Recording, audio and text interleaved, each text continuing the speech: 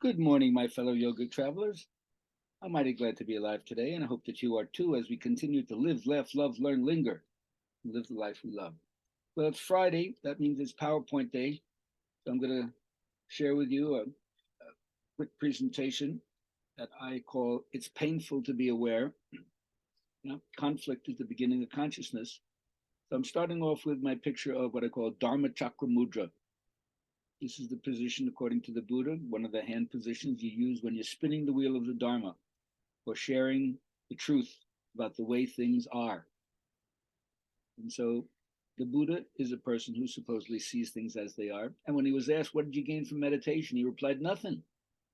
However, let me tell you what I've lost: anger, anxiety, depression, insecurity, fear of old age and death.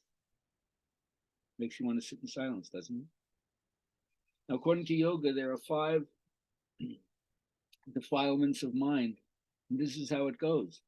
First, there's the ignorance of not knowing who we really are. And because of that, the ego identifies itself as being separate from everything, apart from everything, isolated from everything, alone, existentially speaking, and then gets drawn into attraction and aversion. What I like, what I don't like. Grab for what I like, push away what I don't like. And then, of course, abhinavesha is the urge to stay alive at any cost, clinging to life and fearing of death. And of course, those are the things that are dealt with by practicing Patanjali Yoga, or Ashtanga Yoga as it's called, which is really Raja Yoga. And you learn to keep your mind steady. This is what concentration is all about. Like a candle flame in a windless place, there's a certain kind of penetrating quality that the mind has when it doesn't waver at all. Now, the key is to understand how to let go. Like the Buddha says, doesn't matter what you don't cling to, just don't cling. The monkey trainers, they learn to put a piece of fruit in a gourd like that, the hole which is big enough for the monkey to go in with its hand. But once it grasps the fruit and it has its hand in a fist, it can't pull it out.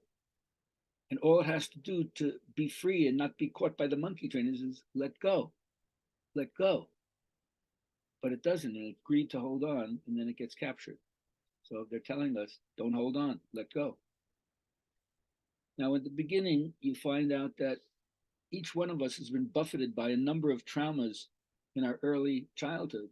And most of the time, we repress them unless symptom formation happens later on. And then it keeps bringing it to your attention to say, hey, look at me. But we're taught in a certain way, thou shalt not be aware, because it's too painful. And it gets you into conflict with other people. And when you're young and you're dependent upon your survival, you don't want to be abandoned. And so you go along with the program and you forget, or you take it and you become compliant and submissive.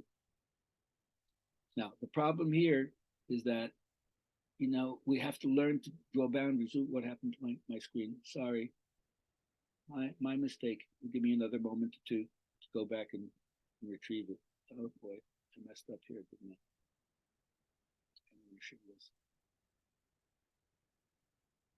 All right. Let's see what happens here if I try to go to the next slide.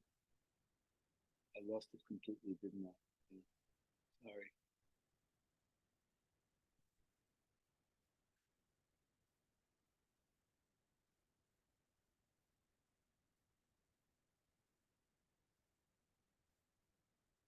Right again here.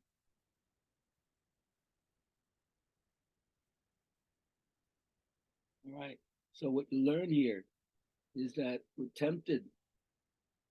We have to know when to have that second piece of chocolate cake and when not to.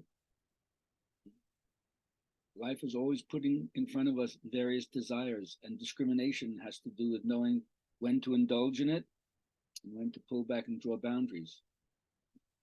This is another aspect of being aware. I know it may be painful not to have that second piece of chocolate cake, but it's not only your waist that will help you, right? It's your whole understanding of what you're doing here and how you use your consciousness. Now, my teacher always said, live happily, die majestically. He really is a person, at least for me, who kept it in his pants and stayed the course and showed you by dint of one person's practice how millions of people could be affected by his own commitment, dedication, and love of the art form of yoga. which is something, of course, that has touched me. And I hope that it's something that will help you to hit the mat yourself. And when you do, you learn to control, contain, and then eventually distribute the power that we all have. Whether you call it solar power, spiritual power, doesn't matter. Everybody has it. And if you do that, I'm going to recommend that you embrace your inner teen. Go back and remember there was a part of you that was a rebel at one time. Said, hell no, I won't go. Has beautiful ideals, doesn't want to be squashed. It wants to find a way to fit in and give its gift. Sometimes it has to tell you that the way the system works, it's not okay. And I'm not okay as a result of that. We're the role models for young people today, not in politics, not in celebrities, not in sports, but in consciousness. Now, I'm a Presbyterian, the Elvis Presbyterian. First of all, it's just like a hymn, don't be cruel. And then if you really get the bug in you, you get all shook up. And when you see the way in the world, it breaks your heart and you end up in Heartbreak Hotel. So Elvis really had the key, didn't he? Yeah. Anyway, never mind about inner peace and happiness. There's a sink full of dishes waiting in the kitchen for you. When you become enlightened, you don't get a pass on doing chores. So chop wood and carry water, they say, every day. And then remember, when you practice yoga or do any movement discipline, you're going to be hitting all these relaxation points called marma points in your body.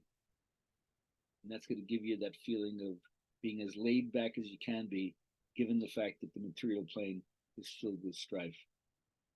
All right, I hope that gets you a little bit further along on the way you're going to look at life and accept the fact that when your eyes are open, you're going to see things that are not pleasant.